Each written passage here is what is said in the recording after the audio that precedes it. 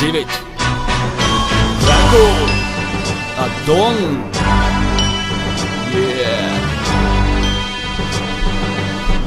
Yeah.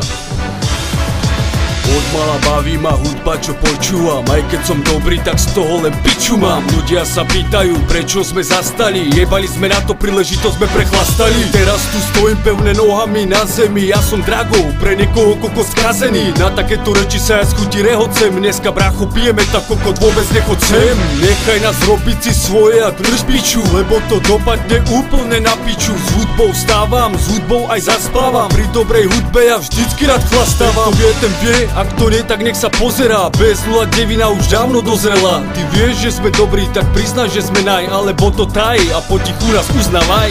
Už nejaké roky sa jebeme v hip-hope. Sme jedni z najlepších, nikto o nás nevie. Šancu sme pustili, prepili, minuli. Silnými rečami sme sa dopovali. Veľa sme načali, málo dokončili. Klamať sám seba, na to sme si zvyklí. Hip-hopu slúbil som, zostanem na veky. Nemám čo stratiť, žijeme z útechy. Alkohol zmenil ma, už som aj diliny. Primitív debilný, pomaly šedivý. Naberám sily, až keď som mátol. Máme to v génoch, nemôžeme za to. Všetky tie roky už odtekli, ubehli štúdio. Máme more, aký sme leniví. Ľudia tu čakali albumy, klipy. My sme si zatiaľ miešali drinky. Ľudia sa pýtajú, prečo na pódiu nevidia stať 10 rokov tú devinu. Bolo nám prednejšie premeniť na fľaš. A tí, čo nám neprajú, že vraj už nedajú. A tak pre tých, čo verili, prídeme opity. 2010 rok, album je nabitý. DJ Amok, Drgo a Drago. Konečne pripijam na to.